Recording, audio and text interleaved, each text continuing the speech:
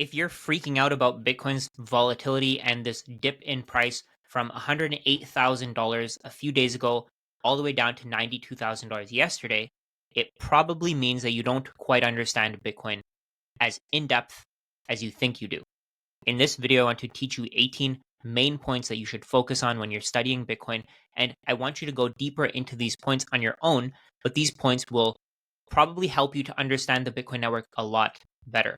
Let's get started. So the basics that you need to know here are point number one, you have to have a minimum holding period of 4 years. This is because Bitcoin's price moves in cycles. We saw the chart here. Bitcoin's price goes up, then it comes down, goes up, then it comes down, goes up, comes down, goes up. It'll probably come down at some point in the future. I don't know how low it'll come. I don't know how high it'll go before that dip, but you have to be ready for Bitcoin's price to drop and to feel stupid for at least 3 years. The reason why it's so important to have a minimum 4-year time horizon is because if you were to have, let's say, a month, a year, 2 years as your time horizon, you could easily end up with a lot less value than you had put into the Bitcoin network initially. So, for example, what happens if a major exchange collapses? You buy Bitcoin with your life savings, you plan to double it over the next 6 months, a major exchange collapses, and now your life savings are worth 50% less. What do? You're probably going to panic and sell. So I would recommend that you don't even buy Bitcoin if you don't have a 4 or more year time horizon. The second point that I want to make here is that there's a maximum supply of 21 million Bitcoin. All of this Bitcoin is going to be released to the economy over the next 120 years. Right now, there's about 19.7 million Bitcoin being circulated. People own this Bitcoin. They have it in their own wallets. They have full control over this Bitcoin. So if you want to buy Bitcoin, you either have to buy it from these people who own it, or you have to mine it. You have to offer your time, energy, resources to the network, and the network will pay you based on a lottery system, essentially a lottery system. And you can get some Bitcoin. Either you can pay for it, or you can offer your time, energy, and resources to the network, and you can get Bitcoin by securing the Bitcoin network. What I would recommend doing is just buy some Bitcoin. Don't worry too much about mining. Mining is almost an industrial process at this point. Over time, I think it'll become more and more decentralized. People will be able to mine from home, but we're not at that point yet. Right now, you can still buy Bitcoin. So what I would do is just dollar cost average into Bitcoin over time. The third point that I want to make here is that nobody can stop Bitcoin. Nobody can stop you from sending Bitcoin. Nobody can stop you from receiving Bitcoin. As long as you have access to the internet and an internet connected device, you can receive and send Bitcoin to anyone, anywhere in the world. The fourth point here is that Bitcoin can be valued in anything. You can value it in a currency, in a good, a service. You can value it in houses. You can value it in diamonds. You can value it in literally anything. If you want to value it in thumbtacks, you can go ahead and do that. The reason for that is that Bitcoin is money.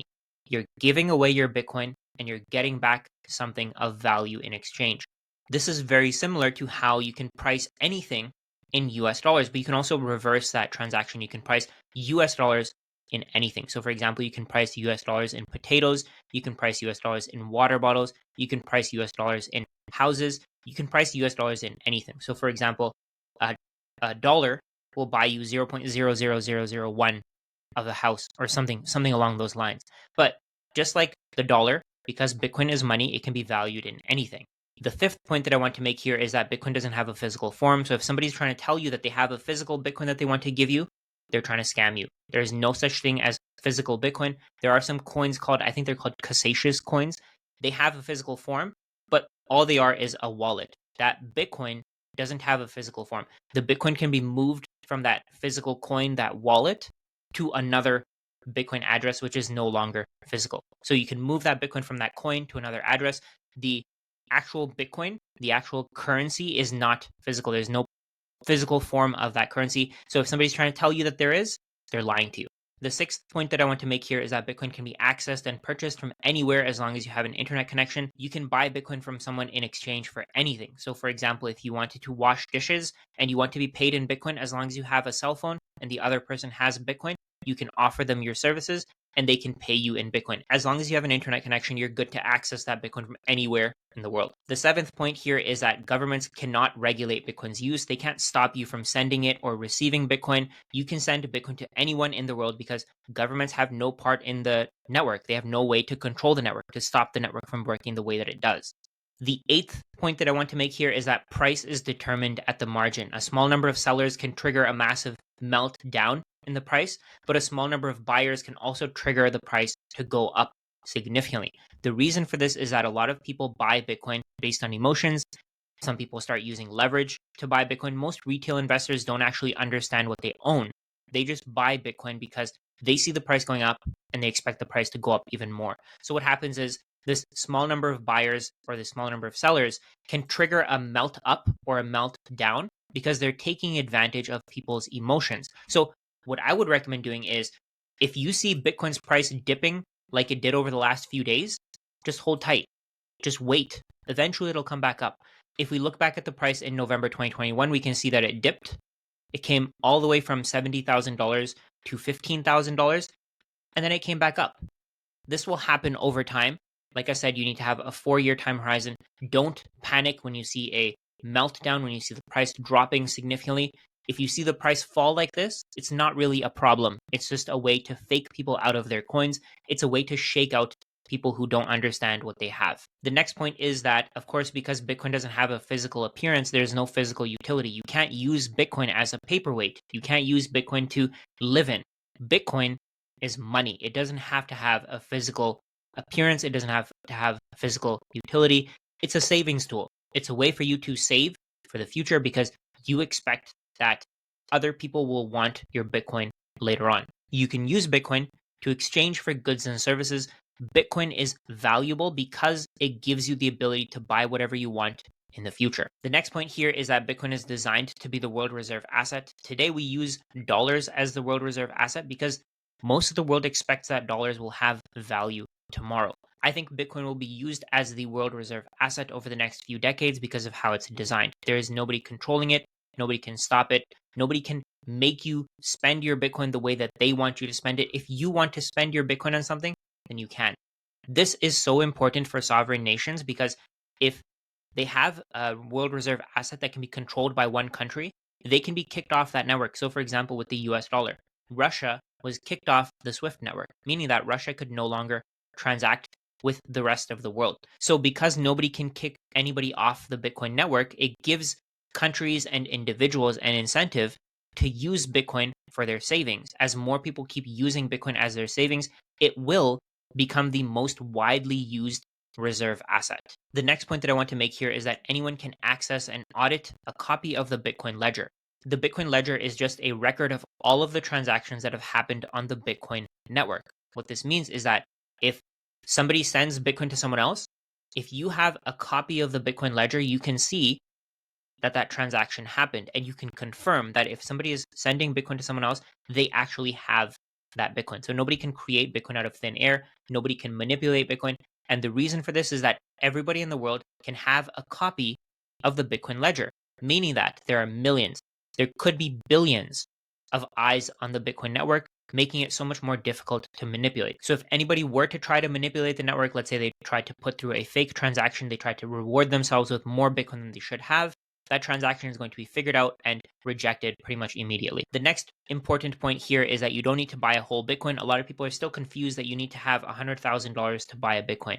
Each Bitcoin can be split into 100 million units called Satoshis, and you can buy as many of these units as you want to. So for example, $1 can be exchanged for about 1,050 of these units, 1,050 Satoshis.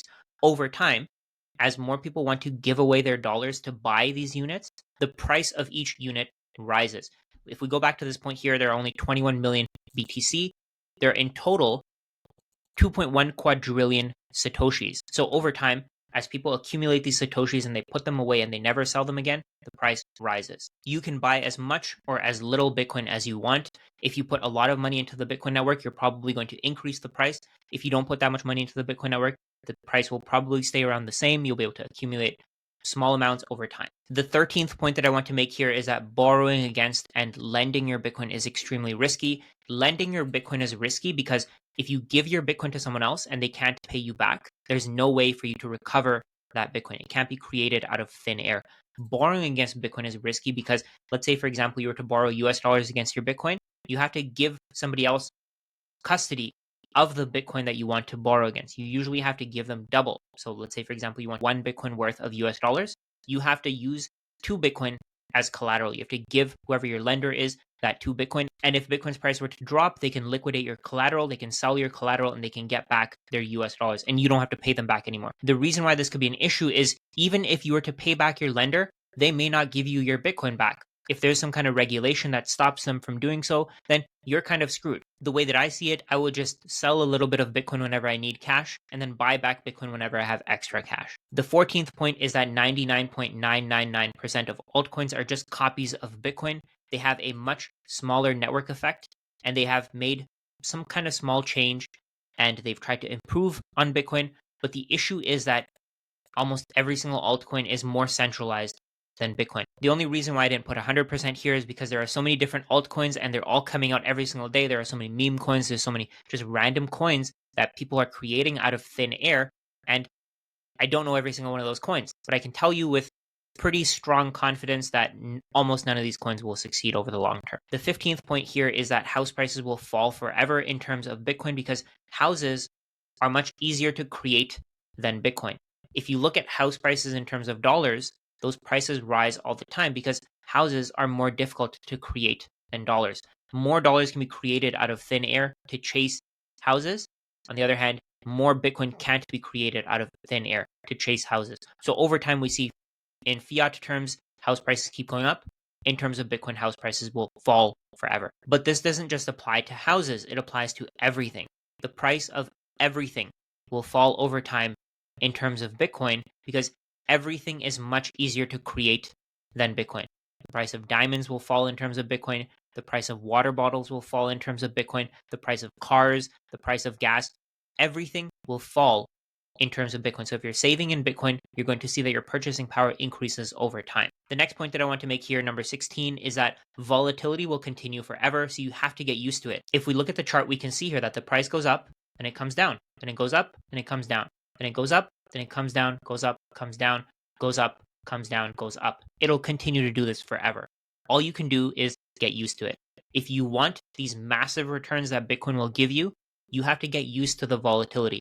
If you don't want to deal with volatility, just hold on to US dollars. US dollars aren't as volatile as Bitcoin, but they're guaranteed to decrease in price forever. The 17th point that I want to make here is that Bitcoin is eventually going to be worth $100,000 again, then it'll be worth $1 million, then it'll be worth $10 million, then it'll be worth $100 million. The price is going to rise forever because Bitcoin can absorb the monetary value of everything. If we look at houses, for example, house prices should not be as high as they are. The reason why house prices are so high is because people use them as a savings account. Bitcoin is the best alternative for a savings account. So what Bitcoin is going to do is it's going to extract the monetary premium of every other asset. It's going to be chased by more and more dollars over time.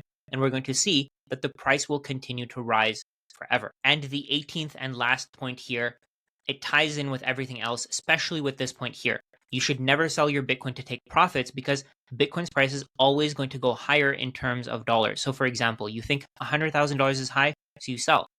A few years later, Bitcoin's price goes to $1 million. You think $1 million is too high, so you sell. A few years later, it goes to $10 million. You think $10 million is too high, so you sell again. A few years later, it'll go to $100 million. And you're always going to miss out because Bitcoin's price is always going to go higher in terms of dollars. So what I would recommend doing instead is spend your Bitcoin as needed. Let's say, for example, you have one Bitcoin and you need $200 to pay for your expenses. If you don't have access to a credit card until you get paid, let's say, you might have to sell some of your Bitcoin to pay for your expenses. I personally wouldn't sell Bitcoin and just hold on to dollars because over time, that's a losing proposition. Over time, dollars are guaranteed to lose value. On the other hand, Bitcoin will be volatile, but over time, I can pretty much guarantee you that in 4, 5, 10 years, it'll be worth a lot more in terms of dollars than it's worth today because Bitcoin has a finite supply. So before you start freaking out and start thinking about selling your Bitcoin, just relax, calm down. don't make a move that you're going to regret. You're going to have to pay taxes if you have any capital gains. You're going to have to worry about getting that Bitcoin back at some point in the future. I guarantee you that, let's say, for example, if you hold your Bitcoin, will probably have much, much higher purchasing power in terms of dollars. You'll be able to exchange your Bitcoin for more dollars over time. But dollars aren't the end goal here. The end goal is freedom. And if you want that freedom, you have to be willing to deal with the volatility.